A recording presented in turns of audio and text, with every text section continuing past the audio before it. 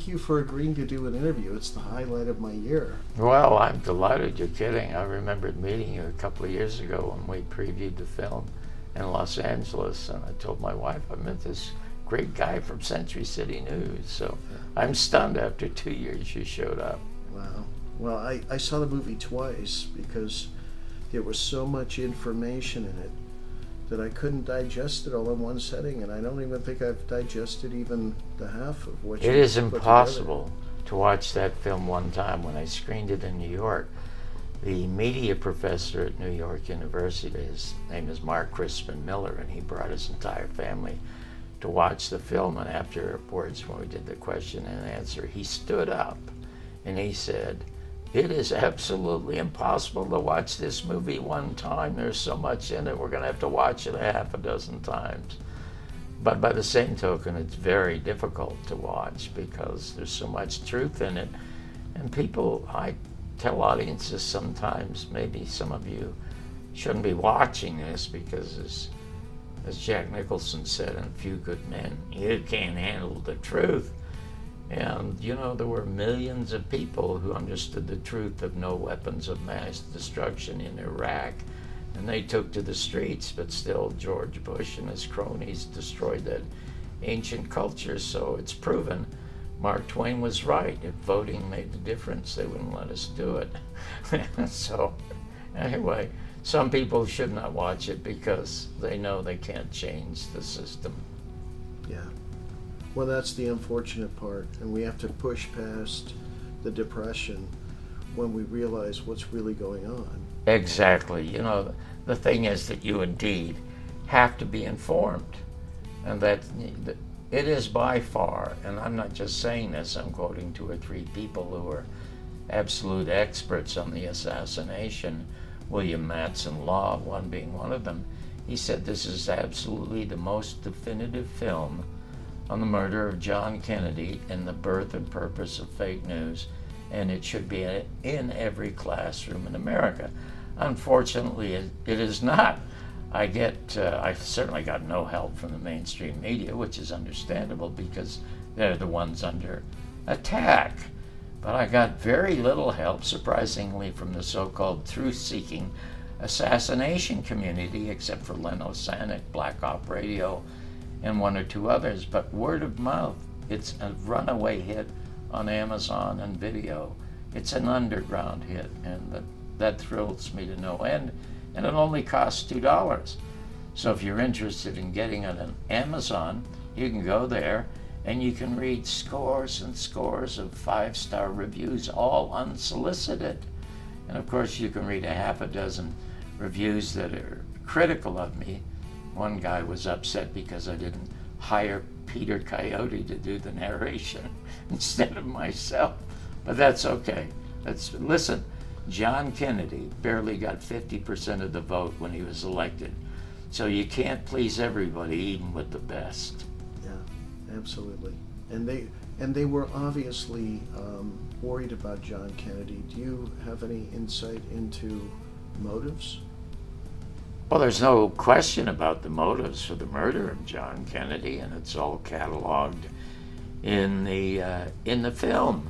And when I interviewed Jim Garrison, and by the way, I was the only one to whom Jim Garrison told the story in the 10 years following the Clay Shaw trial, because I had originally tried to get him on my first show, which was the AM show. I originated that show in Los Angeles, and I got it in 1970, which was a year after he had lost the Clay Shaw trial. But he arrested Clay Shaw in 1967. And he announced, "I have solved this crime. The Central Intelligence Agency, or elements thereof, murdered our president." Of course, now the media and the government came down on the man really hard. And I just remember thinking, because I was a street kid, I was almost orphaned, and I was out in the street and ran away from home when I was 15 or 16. And I kept saying to my friends, well, if the guy has nothing, why don't they get out of his way and let him fall on his face in a courtroom?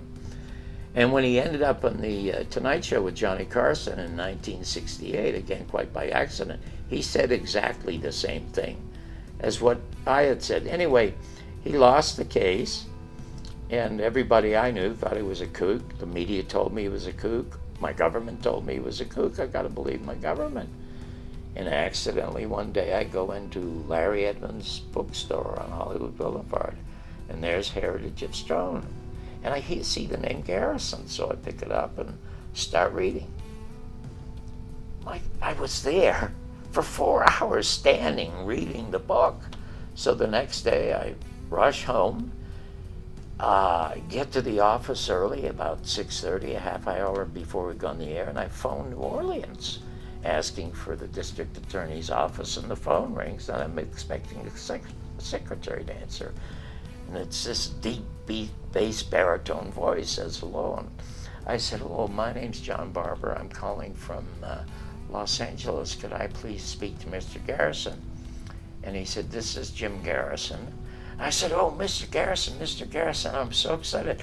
I just read your book, Heritage of Stone. And he interrupted me, chuckling, and he said, oh, you must be the other one.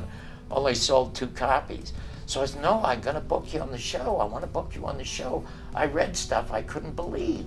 And I recited what I had read, the fact that he had to sue Time Life to get the Zapruder film so he could show the jury. And it went to the Supreme Court. The Supreme Court had to rule on that. And then there was a fellow from the autopsy who was called as a defense witness. In other words, in support of Clay Shaw, but in cross-examination, he had to admit there were generals preventing him and the other doctors from performing an autopsy. And he was not allowed to look at x-rays or films. In other words, there was no autopsy. None of this was in the mainstream press. And the other thing that I discovered is he only lost the conspiracy portion against Clay Shaw. He won the perjury case. He had 80 some odd witnesses that said that Clay Shaw was friends with Lee Harvey Oswald and David Ferry. And it was a slam dunk. And you know, it's like the government, if they can nail criminals on the RICO thing, you know, they get people on perjury, they get them to make deals. And that's what Garrison was after. But again, the government stepped in and stopped his trial of Clay Shaw for perjury, and then the media supported that. So he said, John, you'll never get away with having me booked on your show. And I said, listen, I just won my first Emmy. Are you kidding? We're the most popular show. So he reluctantly agreed to come on the show. And a week later, I was fired and he was canceled. But I didn't think it had anything to do at the time, Mike, of my, being involved with getting Jim Garrison on. It's just show business. You don't have jobs for very long in show business, and that's all I thought it was. But one of the most interesting things about my conversation with him, we had a long, wonderful talk. He said, John, it's 1970, and you know that the Harris poll says that 83% of all Americans this year do not believe Oswald either did it or did it alone. In other words, they believe it was a conspiracy. But only 23% want another real Warren Report investigation.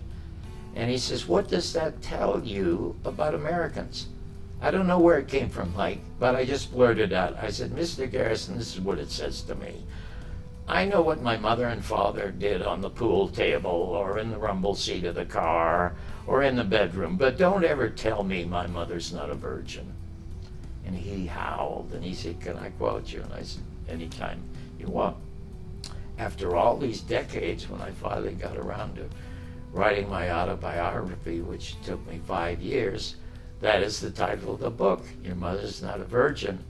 And the subtitle is The Bumpy Life and Times of the Canadian Dropout Who Changed the Face of American Television.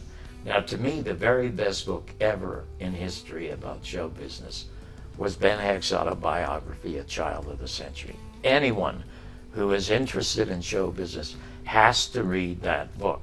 But I think after my book comes out next April, it will be the second best book about anybody in show business. So tell us about that book. Well, it starts out, so do you remember Angela's Ashes? No. Written by Frank McCourt. It's a wonderful book about this poor Irish kid who comes from Ireland and ends up with him getting to America, where he became a teacher. And he used to tell his students stories about how poor he was. And they said, hey, why don't you write a book? He did. It became a bestseller. And of course, you know David Copperfield and Oliver Twist. The first third of the book, that's me. Okay. It's Angela's Ashes on steroids. Now, how does this poor kid, who was a dropout and he's arrested a half a dozen times for various things as he does as a kid, he's deported from the United States twice. How does this guy end up going to America, changing the face of American television as the creator of Real People, the first reality show? Then how on earth does this kid become Jim Garrison's Boswell? How is it that Jim Garrison tells, for the first time in 10 years, the complete story of his trial to John Barbour? And then how does this kid become potentially Frank Sinatra's video autobiographer? And all these stories are in the book and many, many more. And it's a fabulous read. And I got the idea for the way I crafted it from Ben Hecht's book. Ben Hecht was Chicago's most successful columnist. He went to New York and became their most successful columnist. Then he teamed up with Charles MacArthur and wrote Front Page.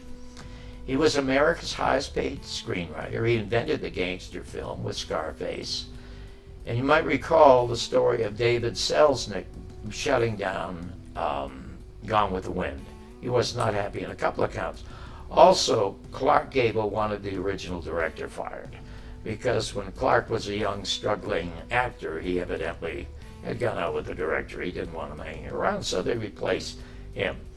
Anyway, David Selznick calls Ben Hecht most prolific writer in America, writer of bunches of great movies, and calls him in to do the rewrite. So Hecht shows up at the Selznick Studios, and David said, so what do you know about the book? And Ben says, I never read it. Wait a minute, you never read Margaret Mitchell's Gone with the Wind, and I bring you in here to write the screenplay? And Ben says to him, well, look, David, you must have some ladies who write synopsis or something of these things. Find me a synopsis. So Selznick goes through his files, and he finds a 30-page synopsis of Gone with the Wind. And in 12 days, Ben Hecht and David Selznick write the screenplay to Gone with the Wind. And his book is a series. Now, his book's over 600 pages, but it's written like it's an assembly of a series of articles by a columnist. And so instead of my having chapter headings, all I do is have headings that say what a story is. And so when I say Your Mother's Not a Virgin, I tell the story about how we came up with the title for the book. Now, in the intervening years, I was the first person in America, by the way, to review movies on the news. And actually, I was the only critic in America who had a case heard by the Supreme Court. What a lot of people don't know about, and one of the most important things about my movie, it shows how easy it is to solve the case of the murder of John Kennedy, because the House Select Committee had sent all their findings, saying it's a conspiracy, to the Justice Department, telling them to look into it. Of course, they didn't look into it, but it's still a cold case. So it could be open. All Bobby Kennedy Jr. has to do is walk into the Justice Department, which is named after his father, and say, hey, I want this case open. But he hasn't done that yet, for whatever reasons, I don't know. But when John Kennedy was killed, a company in this country could only own 5 television stations or 5 radio stations or 5 newspapers. The worst president in American history, Bill Clinton, destroyed democracy in America because his 1996 Communications Act turned all our media, 96% of it, over to 6 major corporations. Now we hear Donald Trump running around talking about fake news. Well, if he's so concerned about fake news, why doesn't some reporter say to him, why don't you just reverse the Bill Clinton Communications Act because it is a monopoly? Because you, being in this business yourself with your lighting company, you know absolutely that Paramount and Fox and Universal had to disband all their ownership of motion picture theaters because it was a monopoly. AT&T was broken apart because it was a monopoly. In this country today, the media is a monopoly, and they should be totally destroyed and splintered up. There were 1,500 different owners of television stations when John Kennedy was murdered. Now it's 6 corporations who are just propagandists for the empire. Yeah, even Universal was broken up from being in the agency business and being in television. That's right, they were. You're exactly right. It was antitrust. It was a monopoly. It is so easy to do because the murder of John Kennedy, if you solve that, in the movie, Jimmy Carter says, if we solve the problem of John Kennedy, we can restore America. I mean, Donald Trump has got elected saying we're going to make America great again. You can't make America great again unless you bring to light the murder of John Kennedy, because that led to the murder of Bobby Kennedy. As a matter of fact, myself and Godfrey Isaacs, who was the attorney for Thomas Noguchi, we formed in the early 80s the Citizens Committee to retain Thomas Noguchi as the independent coroner of LA. And the reason they were trying to get rid of him, they kept saying he was a ghoul and all kinds of horrible, slanderous things.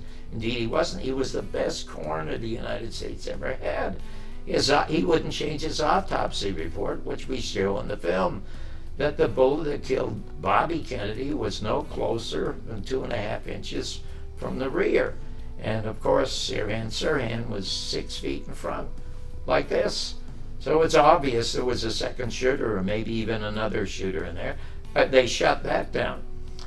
And Martin Luther King, the murder of Martin Luther King, they said it was whoever it was the guy? James Earl Ray. James Earl Ray. That William Pepper, the attorney for the King family, brought suit against the American government on behalf of Coretta King, the widow, saying that the American government was complicit in the murder of her husband. And they won the case. And you've never heard about it. And another great story that's brought to light in the movie is a story of plausible denial. People don't know the book exists, but they know who Mark Lane is, who literally legally destroys the Warren Report with rush to judgment. I mean, he absolutely and totally shreds it legally. So why there wasn't a new investigation based upon that fraud, we only know is it was prevented again by the media and by the government. 2 things in the film as a sidebar. I'll get back to plausible denial. In 1970s, the Church Committee has hearings into the Central Intelligence Agency, and we show footage of the director of the Central Intelligence Agency being asked by Senator Church about the numbers of people in the CIA who are writing news for these major corporations, television, radio, and newspapers. And they admit on camera in the 1970s they had 400 assets writing the news on all the media. Now that's when we supposedly had a real enemy, which were the commies in Vietnam. And they weren't the real enemy. It was all manufactured. The Gulf of Tonkin was a false flag. We all know that now. We all know that there were no weapons of mass destruction. Nobody was ever brought to trial as a war criminal in this country because we won. And Jimmy Doolittle said that when he was dropping bombs on Japan. He said, we better win this war, otherwise we're going on trial as war criminals.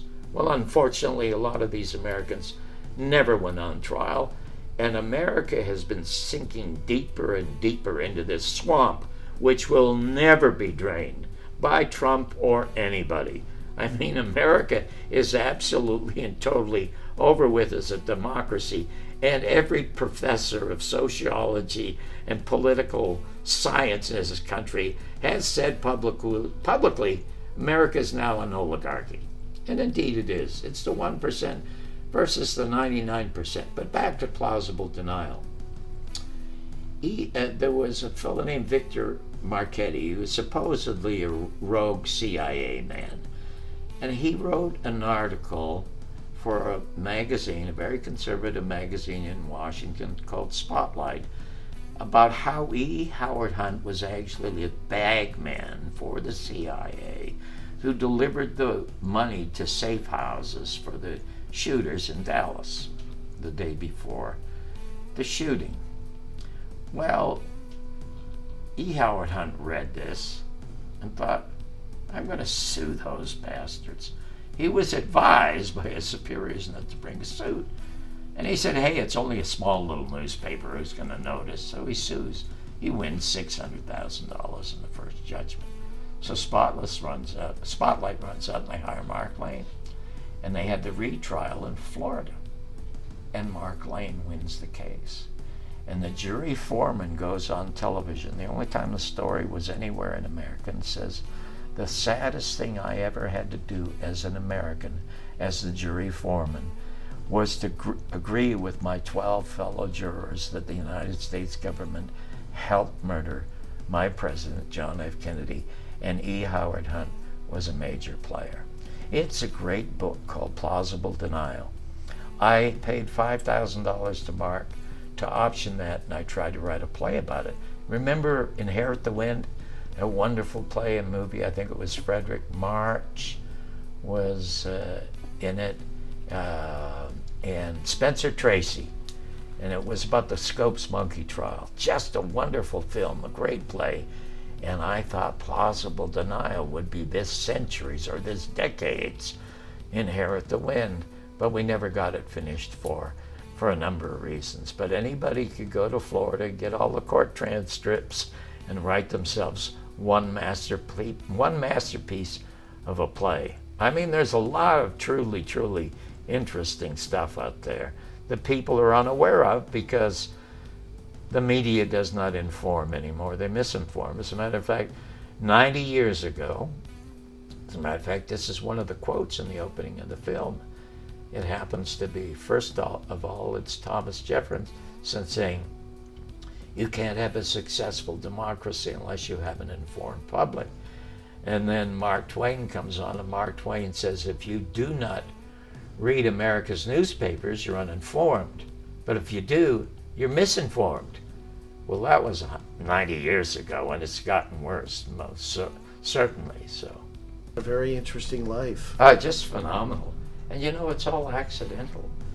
I've said many times that all the best things in life that have happened to me were an accident, but all the disasters were things that I planned really well. It fell apart. Isn't that the way our lives work? And I'm totally non-religious, but I love a line. It was a young boy who was dying in the Civil War, and he asked for a minister, and a minister came over to talk to him. And the young boy said, Father, he said, everything I prayed to God for, I never got. But he sent me everything I needed. Is that a wonderful thing to say? And that's sort of been like my life. I mean, I didn't plan any of this. Even though a year before I got Real People on the air, which again happened by accident, I was interviewed by a guy named Gelman, who wrote for the Daily Variety. And I said that I'm going to change the face of American television with what I call the entertainment of reality. And everybody thought I was nuts because I didn't have a job. I mean, I was unemployed at the time. And then my wife got me hired by Danny Arnold to develop this concept for ABC. And ABC passed on it. And when I went to ABC originally, I met with a guy. What was his name? Oh, I can't, because I love to name names when I'm telling stories. Lou Ehrlich was his name, late night television at ABC. And I wanted Richard Pryor to be my Byron Allen. I wanted to be my co-host. Now, at the time, he was in jail. He was in jail because he punched out an NBC executive because they edited out a scene from one of his specials. And then outside the jail, the IRS was waiting to arrest him for non-payment of taxes. So nobody wanted Richard Pryor, but I knew that he was going to be a major star because he was putting thousands of people into theaters for stand-up. And a lot of people in the business did not know that. But I knew it. And we were friendly. We got along great. He really liked me, and I loved the kid because he gave up doing a very commercial act because he felt it was BS. He said, I'm not that person. I'm not Rumpelstiltskin. I'm not a white kid. So he went up to Berkeley, started taking dope or whatever it was he was taking, and created his real persona, okay? So I said to Lou Ehrlich, I want Richard Pryor to be my co-host. And he leaned forward and he said, that nigger's never getting on this network. And I told that story on Coast to Coast with George Noory, and George Noory kicked me off the air. Immediately shut me off the air. So anybody who was listening to George Noory on Coast to Coast that night must have thought that I was Lenny Bruce or some really vile, disgusting, profane comedian who swore all the time, when indeed I just was quoting Lou Ehrlich. And he's never had me on. And George Knapp, who is a huge fan, does the Sunday night version of Coast to Coast and is 100 times. George Noory is by far the worst host on radio in America, the most ineffectual and self-serving. But not even George can have me on his show because Noory is his boss and will fire him. But it doesn't matter.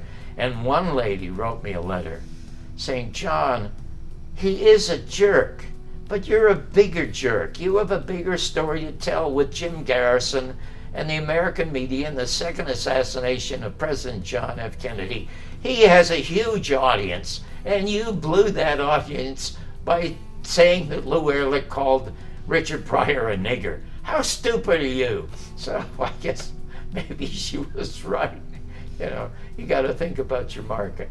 Yeah, absolutely. So tell us, how did you get the idea for reality television? Because for like 20 years I've been hearing reality television's going to fail, and it just never seems to fail. It will never fail. Yeah. It will never fail. I got the idea when I was a critic at NBC, and my office was right next to the news wires. And one of the news wires happened to they call it reliable sources.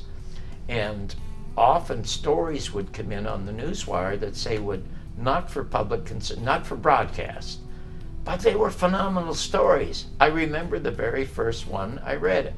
It was about an organization called the Nub Club in Mississippi, made up of a bunch of poor people who had either lost a finger or lost a toe or something like that, because they could not get workman's compensation or subsidy from the government.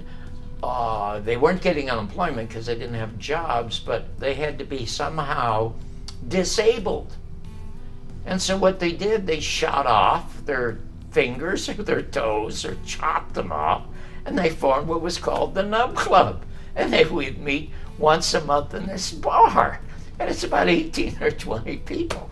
Well, it's sad, but it's funny. So I assembled all of these, and the first person I told it to, as a critic, I was offered often jobs as an actor. I met Alan Pakula when I was a mail boy at Paramount. And he was like a 20 or 21-year-old producer, new at Paramount Studios. And he had no secretary, so I came and deliver the mail. I'm only like 18, and he's almost my age. I'm a mail boy, and he's a producer. But he loved talking to me, so we talked all the time. And he was a dear, sweet man. He wasn't like any kind of producer I ever ran across, but he became, I think, one of the class producer in the history of American cinema. I mean, unbelievable. And he called me and asked me if I would come down. He wanted to see me. Now, I'm this critic, and he's this famous producer now, and he hands me this script, and I look at it. He said, I want you to look at the part of the senator. I'd like you to play it. And the title of the movie was The Parallax View, which is an absolutely brilliant film. Now, I was offered this stuff all the time, and I said to him, I even called him Mr. Pakula. I never called him Alan, even though we were almost the same age. I was in my early 40s at the time. And I said, I can't do that. That's a conflict of interest. I'm a critic. I can't do that. Also, I got a call from Ray Stark one day. And I why am I getting a call from Ray Stark? And he said, John, I can't wait to read your reviews. It's the best writing I've ever seen. Could I talk to you? And I said, sure. I'd be happy to talk to you. He said, would you mind coming over and having lunch with me? So I went over and he had his own dining, for God's sake. I mean, it was unbelievable. Waiters, and just for this one guy. And I told them my Ben Heck stories. Well, he was an agent. He was Ben Heck's agent, so we got along famously. And he asked me what I thought of American movies. And I said, well, to me, the problem with American movies is they're about things or they're about events. The things I like about European movies, they're about people. I said, in American movies, nobody seems to have a job. I don't know what they do. And he said, if you were to make a movie, what would it be? He said, I'd like to write a movie. And I said, well, hold on, I want to do that. That's a conflict of interest. He said, hold on. He said, James A.G. was a critic at Time magazine, and he wrote African Queen. You could do that. And I said, well, maybe you want to be a screenwriter. I don't. I want to do television. I want to do reality television. He said, I don't know what that is, but tell me about it after you tell me about movies. If you were going to do a movie.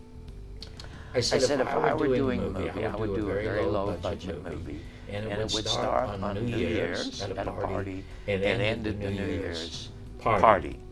And a couple would somehow meet at the first party, and I don't know whether they're ending at the end of the party, but during that, in the background, I would show a television set, and I would show actual news, Nixon or whoever's on the news, game shows, so that you know the society you're in, and they would certainly have jobs.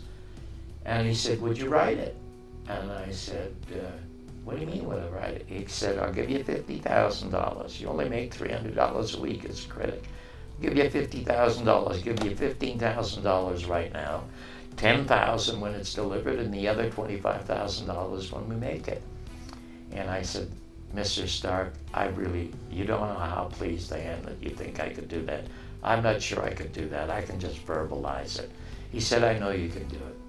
I said, what I love is television, but it's the electronic umbilical cord that could change and inform the world. And I said, I have this idea for reality television. So he said, well, tell me about it.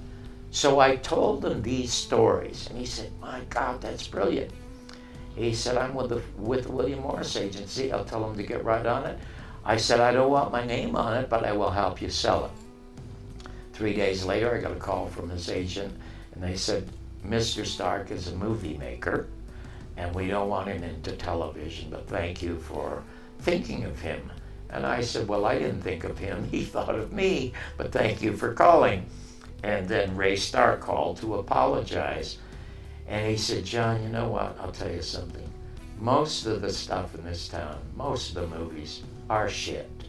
He said, but you know what? I get first choice of the best shit. And a lot of people that I know in the business, a lot of them do not like what it is they do. Because as creative people, they know they have better ideas. But the management, it's show business. It's an art form trapped within an industry. It's art crushed by industry. And that's why a lot of them become drunks, or because they have to read the scripts. Okay, so I feel sorry for a lot of them. And I think my son, who is one of the co-executive producers and one of the writers on Criminal Minds, and I think my son and those like him who grind this out every week are absolute geniuses, because how can you come up with original ways to tell formula stories? What can you make new about them? And often they manage. I couldn't do that. It's impossible for me to do that. And I have never done anything in my life for money. And at one time, when I was doing Real People last year, I was making $30,000 for the hour, $20,000 for the first hour, and $10,000 for the rerun. And I had people say to me, well, don't you miss that? Don't you miss that? I don't miss it at all. You know what I miss? I miss getting a good seat in a restaurant, because whenever I walked in, when I was the #1 show in the country, oh, Mr. Barbour, we have your table over here. I get by the crowd. But what I miss most, Mike, I missed making people happy. Do you know, we were getting 20,000 pieces of mail a week for Real People? And Real People was an accident. And it came on, NBC had lost the Olympics, which was going to be their gold mine, but of course it was lost. And Real People was like number 40 or 41. We only had an order for 4 specials. The first one was like number 40 or 48. Nobody understood it. Not even George Slaughter, the guy who owned it. He just absolutely never understood it. George was like the Jerry Jones of television. I mean, he owned the stadium, but he didn't know how to play the game.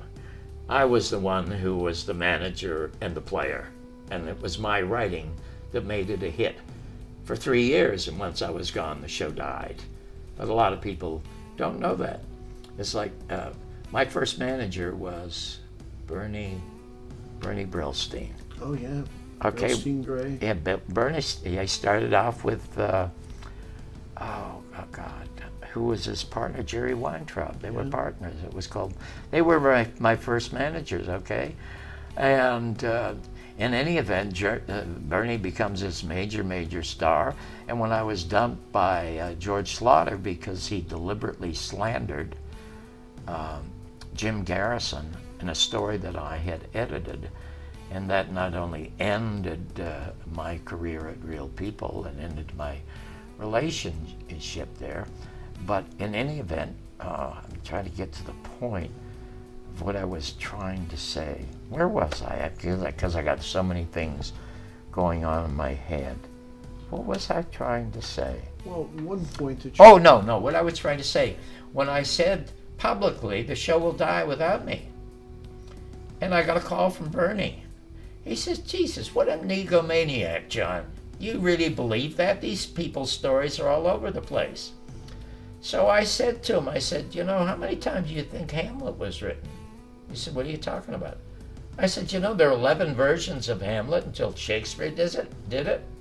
How many versions of Julius Caesar? A half a dozen before Shakespeare did it.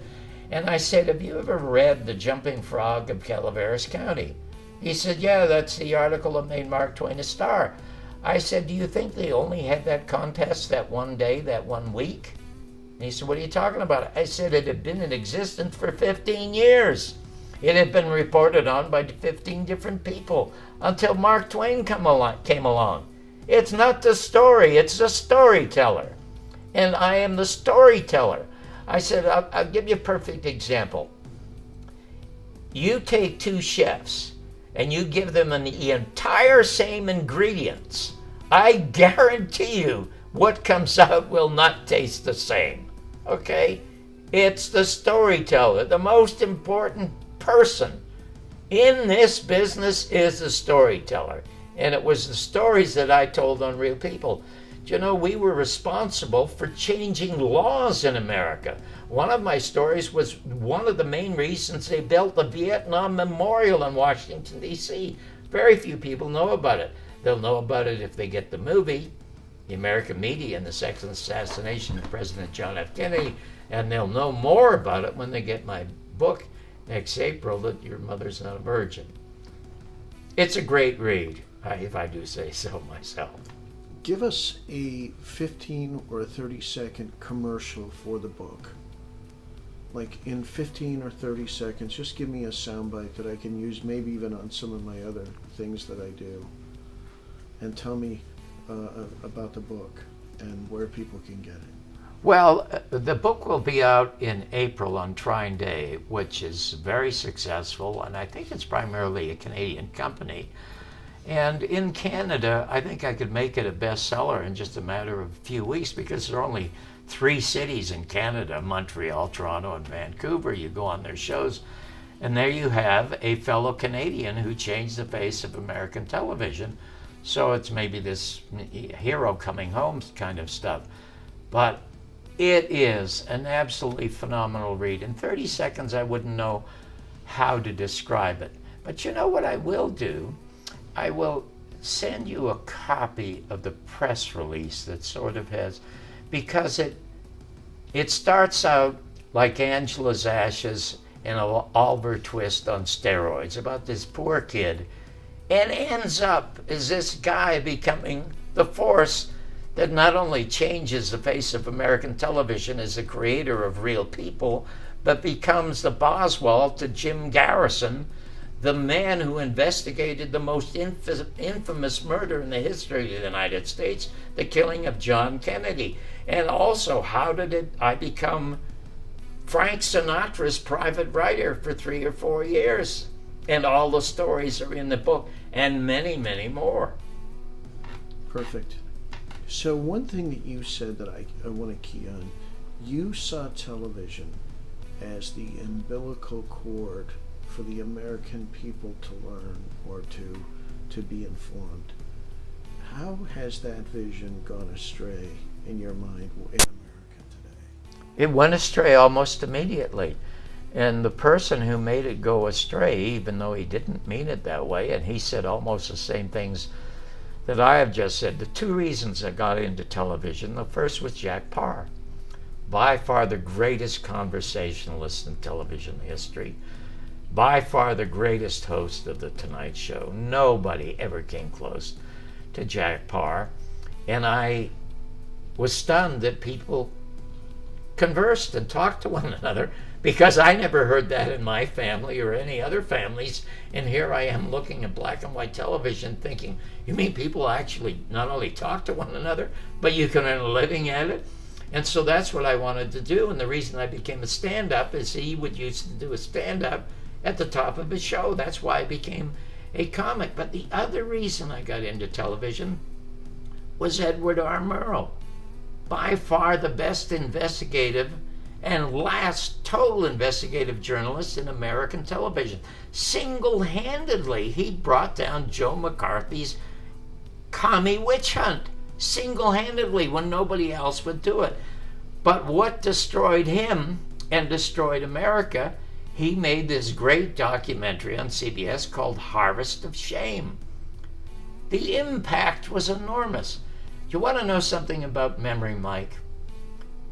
People only remember the things that have an emotional impact.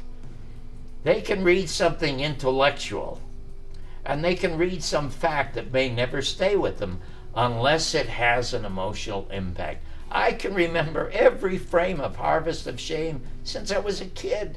I was glued to it. And here he told this story about this company that owned this huge tract of land in the South, and how they exploited the labor workers and the Mexican alien farm workers, not paying them and not feeding them. I mean, it was just a dreadful story, and that's why it was called Harvest of Shame. But guess who owned the property? Coca-Cola. So Coca-Cola goes to CBS and says, you're not doing that again, and we're not advertising. And where does Ed Murrow end up? Smoking a cigarette on person to person, doing celebrity bullshit. And that's all America has become since, is celebrity bullshit. We're a nation steeped in sickening celebrityhood. And that was one of the reasons I created Real People, is because I knew that real people had better stories to tell than that. And the real sad thing is, one of the reasons that they have not truly investigated the open case of the murder of John Kennedy is because there's no hero or shepherd that we, the sheep, can follow to the Justice Department. Look what the government and the military-industrial complex did, the one that Ike warned us about, to John Kennedy, to Robert Kennedy, to Malcolm X, and to Martin Luther King. Murdered all of the people looking for peace in America and in the world. So there is no more peace movement in America whatsoever.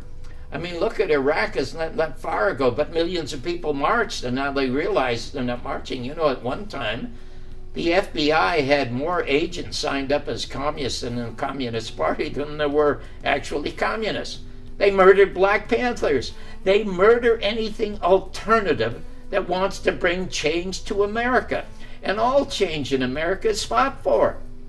The Constitution, George Bush calls it a goddamn piece of paper, but when America's formed, and America is only fought for by a minority, most people who were Americans fled to Canada or they supported the British. So it's only the black sheep who changed the world. And they're always the ones denigrated in the beginning, all of them, from Jesus to Galileo, Copernicus, Tesla, all of them. Black sheep are the only ones who have any value, not the white sheep. But back to the business of John Kennedy's murder. It would be wonderful. There are only two people, I think, in America that thousands of people would follow to the Justice Department, the first being Oliver Stone, and the second being Jesse Ventura, maybe Dr. Cyril Wecht. But Oliver, sorry he even made the film. His career was absolutely destroyed. And he is indeed a brilliant filmmaker. He's made his movie, oh God, what was that? The first one he made with James Wood, political movie. Can't remember the name of it. He had to sell his home or mortgage his home to finish it, about a Central American country.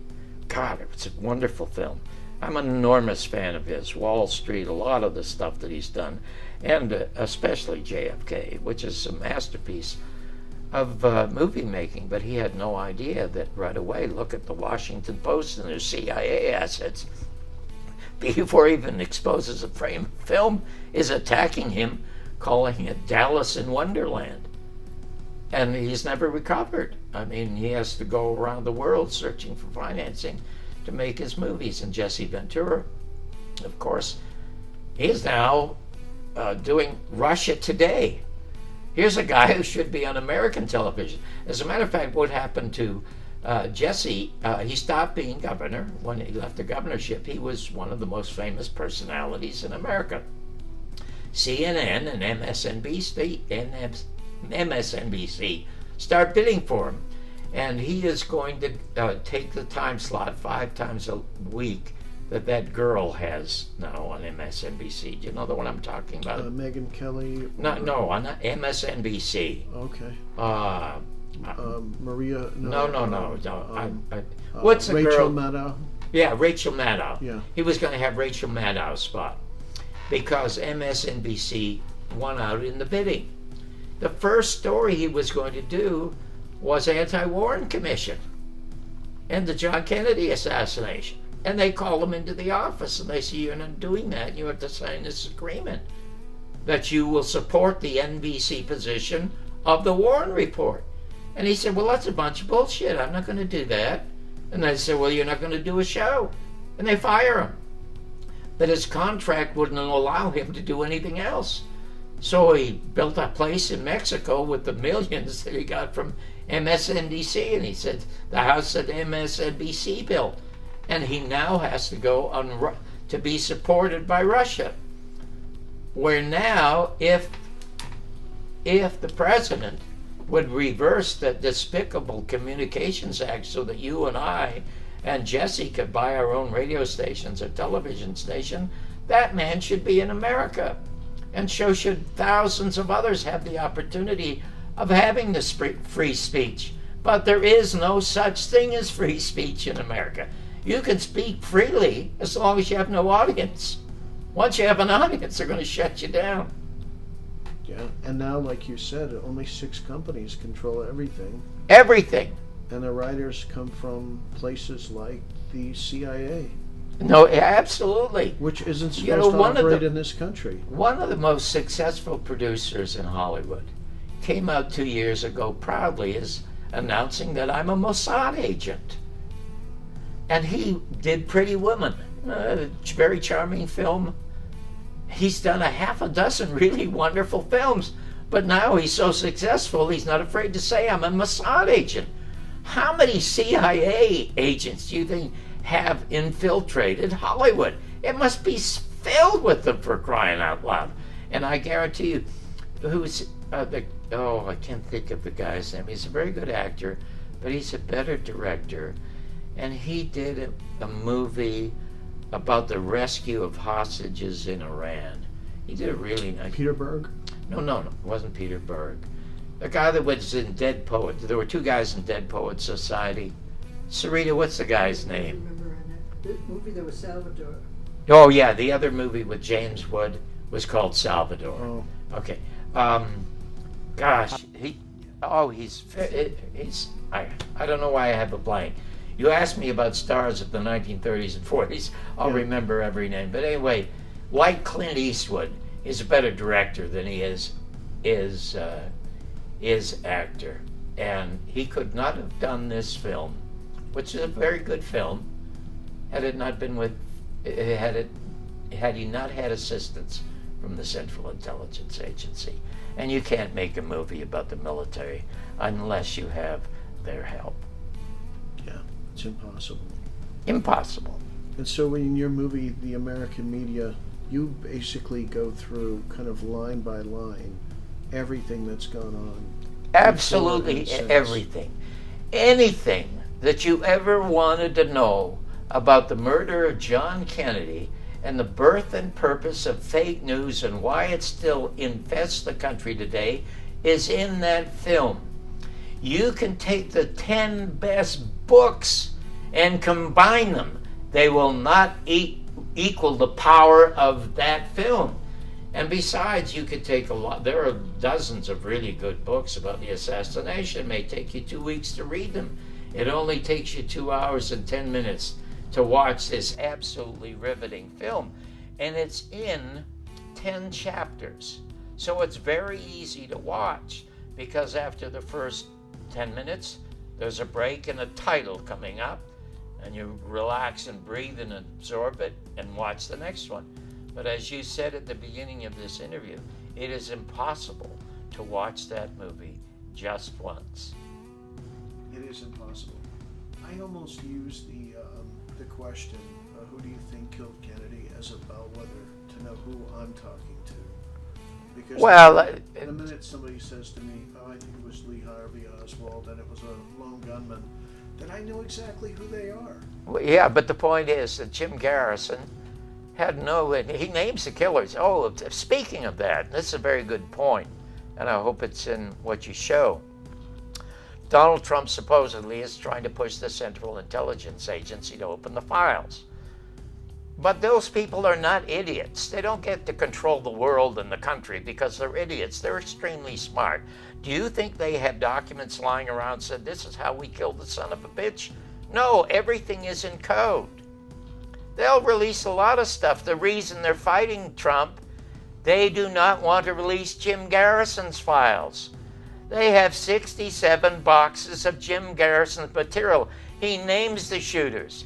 He names the people who brought the money and paid them. But Jim Garrison had no interest in the shooters. They're hired guns. It's the planners. And the one thing that he told me, and everybody in this community seems to feel that the architect of this was Allen Dulles. And indeed he was. He was the major planner of the murder. But he had to get an okay. He's a hireling. He is head of the Central Intelligence Agency, but the CIA, that's the hit team for the bankers. So it's the rulers, the bankers, who own the country. And Jim Garrison said he probably got permission and the okay from Averell Harriman. Averell Harriman always opposed John Kennedy, even though he was an advisor to Kennedy. It was Averell Harriman who, behind John Kennedy's back, sent an order to the CIA in South Vietnam to murder Diem. And that was 3 weeks before they murdered John Kennedy. And in the movie, you will see a front page editorial from the New York Times by Arthur Kroc talking about how the enormous friction now between John Kennedy and the CIA. And he says if there is ever an overthrow of this government, it will be by the Central Intelligence Agency. Now, they say this 3 weeks before the murder. After the murder, I remember reading as a kid Harrison Salisbury in the front page saying, I'm going to investigate this murder myself. And what happens to Harrison Salisbury? He disappears. He sent a report on Vietnam. The New York Times, the Washington Post. As a matter of fact, Garrison in the film says even before the murder, they had the help of somebody in the media to plant the fiction of this before reality set in. And that plant was Dan Rather and CBS. So at the end of the film, I deliver a wanted poster to the Justice Department with people who should be questioned. And the first one on the list is Mike Wallace. I offered them $25,000 if I could sit with Mike Wallace for 5 minutes and ask one question. Who was with you when you watched the Zapruder film before you went on the air? That's the only question I wanted to ask him. In his book, he lies again in the book, because if you watch him talking about what the victims are wearing in the car, he gets everything right. I mean, the pink hat that Jackie is wearing and everything that Connolly is wearing, get it all right, but not the headshot. And he said he had a lapse of memory, which is just an absolute crock. And then, of course, George Bush Sr. is still alive, and he was an absolute major player in the murder of John Kennedy. He was a major player in the Bay of Pigs because it was called Operation Zapata, which was the name of his oil company, and one of the boats was called the Barbour, and the other was his wife, and the other was called the Houston. And, I should tell you one interesting story more. The cameraman who helped me make the film, do you remember his name, Bunny? I as we go along, I'll try to remember his name.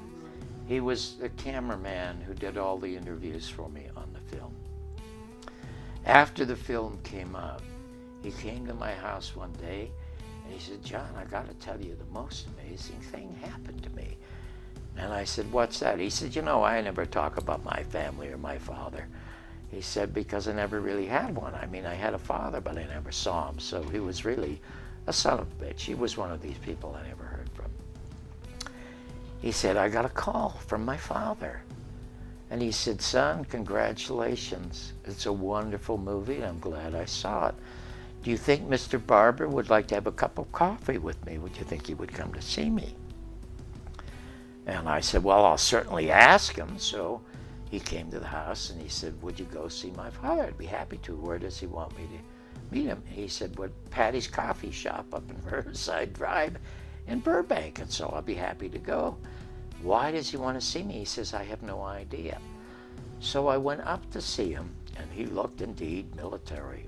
Just really good-looking guy in his early 60s. He looked younger, and we each had a cup of coffee. And he said, John, I wanted to talk to you, but I've had second thoughts about it, and I apologize for bringing you here, but I'm glad I met you. You made a masterpiece of a movie. I'll buy you a cup of coffee. So we chit-chatted, and he talked about, re-talking to his son. He said, I'm going to try to help my son. I said, that's terrific. He said, but you know what? The stuff I wanted to tell you, I can't tell you because I'm just retired, and I don't want to lose my pension. But I will tell you these two stories.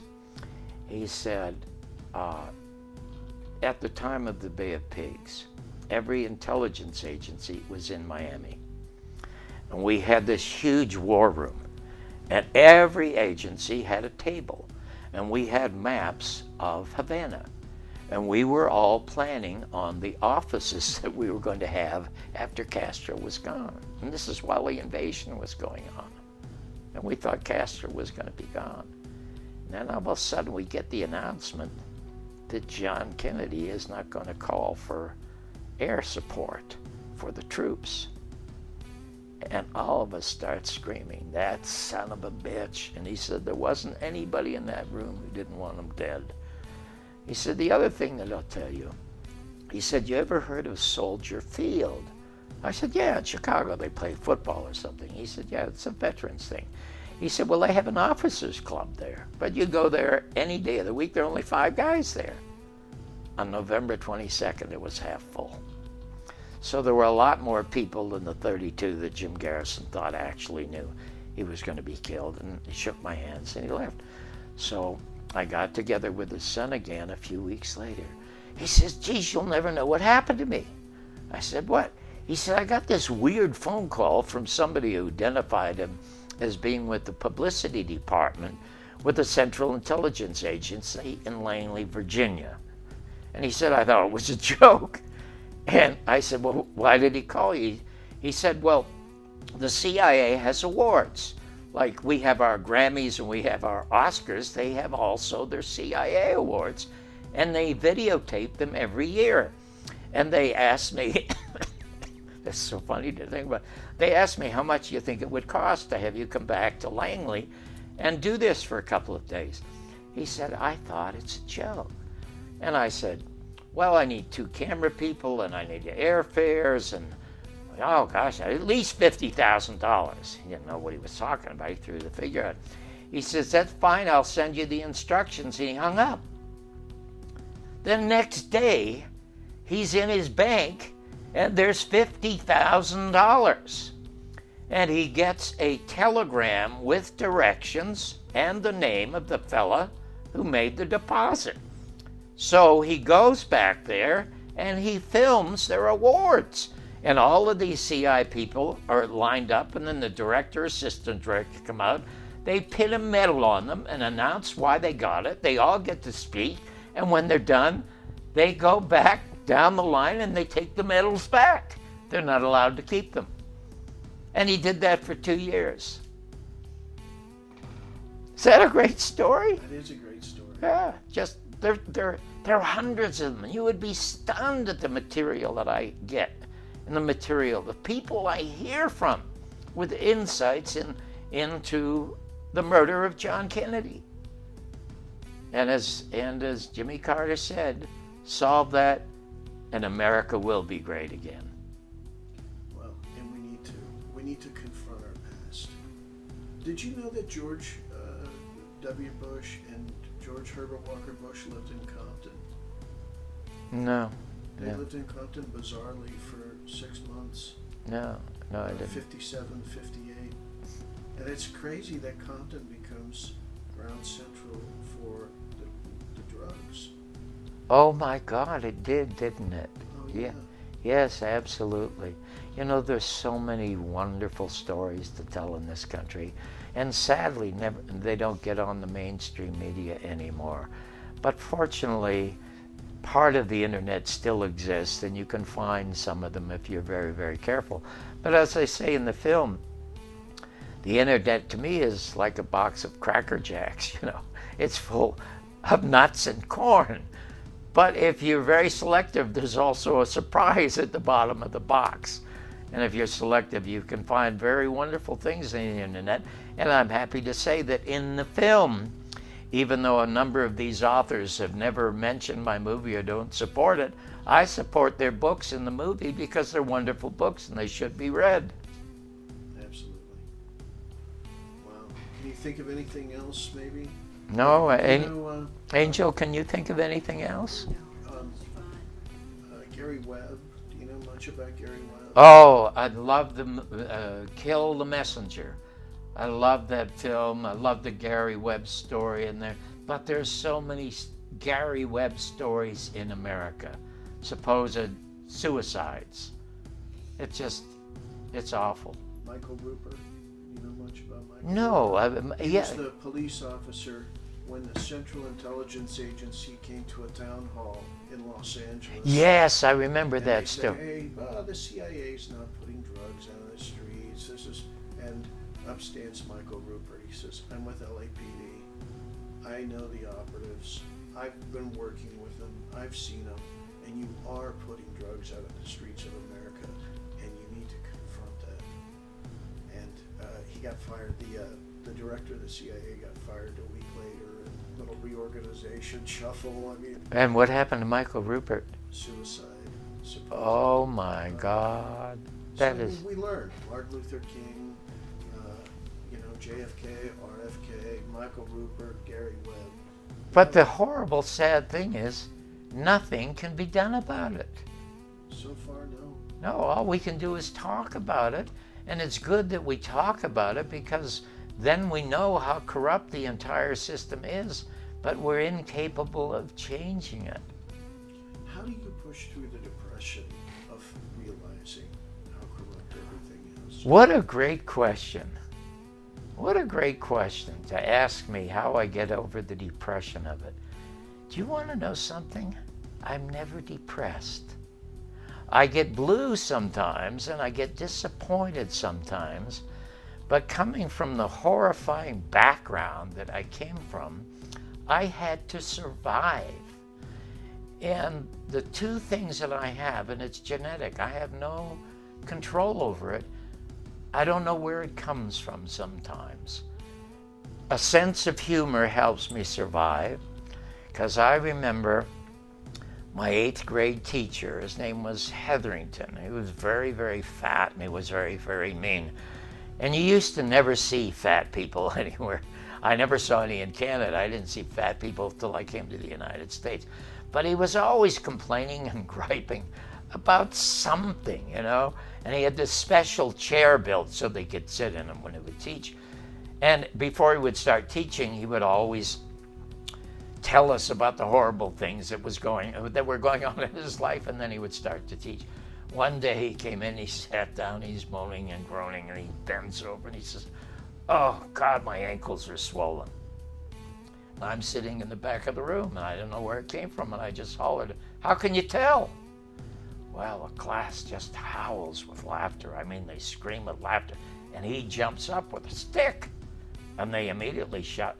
And he comes down. He not only does he start beating me, because you were allowed to do that in those days, he drags me into the principal's office, and they have this leather steel strap soaking in lemon water, which they use for corporal punishment. And they strapped me until I bled. This happened a number of times. And it was like the time I went to, because I never saw my mother, who was an alcoholic, and she would bring home uncles who would beat the crap out of her. And my father left in 1939 to go to the peace and quiet of World War II, so I never saw him. And when I was about 12 or 13, I had a friend, his name was Don Lee, and his mother and father were just really wonderful people. But they were very religious, and they lived across the street from a church, and that's probably why they moved there. So I showed up at their house one day and asked if they would adopt me. And they said, "No, you have your own parents." And I said, "Well, I don't have my father, and my mother's off in Buffalo somewhere with one of my uncles. I'm 12. And they said, "Well, we can't do that." And they said, "But how would you like to come to church with us? Are you religious? Have you ever been?" And I said, "I think I was in a church once." And she said, "Why?" And I said, "I think I was circumcised or baptized. I can't remember, but I went to church once." "Well, you'll come with us." And she gives me a Bible. So they say, "You're going to bring to the church." So I go home and I start reading the Bible. And I memorize it. I have a great mind for books. I just love books. And I went to church with them. And I was informed that if I would pray, my prayers would be answered. So I was going to pray best I could in God's house, and he would hear me because I'm in his place. And I remember the first time I prayed, and I rushed home afterwards. I didn't even want to go to their house. I was going to rush home because my father was going to be waiting for me when I got home. And I opened the door, Dad, Dad. And of course, he's not there. Well, I go back to church again. And I remember a fellow, the singer's name was John Decker. God, I'm only 12. And he sings the Lord's Prayer. And I stood up and applauded. I didn't know you're not supposed to do that in church. I was the only one doing that. So I pray again. And after a few times, I give up because it's not working, because he's not coming home. And I'm sitting out in the middle of the sermon. I just get up and walk out. This is not for me anymore. And I sit on the stairs. And obviously, the minister saw me walk out. It's embarrassing. Somebody walks out in the middle, and I'm not going to the restroom. I just leave. So afterwards, he comes out, and the Lees are standing next to me, and he puts his arm around my shoulder. Mike, I almost started crying because nobody ever touched me. And I go, oh, geez, somebody's touching me. And he asked me why I left. And I said, you know, sir, it's not working for me. He says, what's not working for me? I says, prayer's not working for me because my father's not at home. And he says to me, well, you have to understand God's will. And I looked up at him and I said, I don't think I'm in it. Well, everybody started to laugh and I didn't know why I said it. But indeed, it was funny. And it came out of this 12-year-old kid. So it was this sense of humor, which I still have, thank goodness. And you know, Nikola Tesla once said, I never invented anything. He said, what I would do is I would sit and think. And these inventions would appear in my mind already manufactured. And I was just a stenographer who wrote down the blueprints. That's all it was. And I don't know where it came from or how it got there. He was born with this. I mean, we live in an electric universe. And obviously, we give off electrical transmissions. We might be able to receive them. And there's some people who are born geniuses. This little English girl who's 4 and 5 years old writing concerts that people are performing, for crying out loud. You don't learn that. It's already there. And I feel like Tesla. Because if I'm going to write something, it just pops into my head. I wrote the script for the American media and the second assassination in President John F. Kennedy in one sitting. And it's 2 hours and 10 minutes long. And it just poured out. I can't even remember what I wrote. When I go to the movie and listen, I say, oh my gosh, that's interesting, because there's some really very humorous things in the film, because they have to be there. One of the things that pleased me the most, when I screened it for the first time at the Texas Theater, the first rough cut, and the only rough cut I had before I polished it, it was at Texas Theater a year and a half ago in November. And it's immediately after the footage of Robert Kennedy being murdered. And the next face up on the screen is Bill Hicks. His name is not there. There are 300 people in the theater who cheer and applaud the sight of Bill Hicks. Never seen on mainstream American television or variety shows, and yet they know he exists. He had the greatest material about the murder of John Kennedy, and the reason he's in the movie is because some of his dialogue is quoted. At the end of the movie, which got a spontaneous 10-minute standing ovation, out of 300 people, 250 had never been born when John Kennedy was killed. But they realized the truth and the impact and the power of that film, and they loved Jim Garrison. And who wouldn't love a man like Jim Garrison? So metaphysically, people sense there is something totally wrong, but they're not quite sure how and why they sense it until they see somebody like Jim Garrison and hear his story.